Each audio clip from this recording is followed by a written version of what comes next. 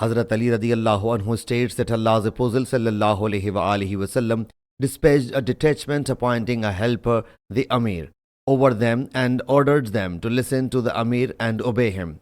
The Amir got furious for some reason and said, "Collect some wood for me." So they collected some wood. He then said, "Set them to fire." They whereupon set them to fire. He then said, "Did not Allah's Apostle sallallahu alaihi wasallam command you to listen to me and obey me?" They replied, "Why not?" He said, "Enter the fire."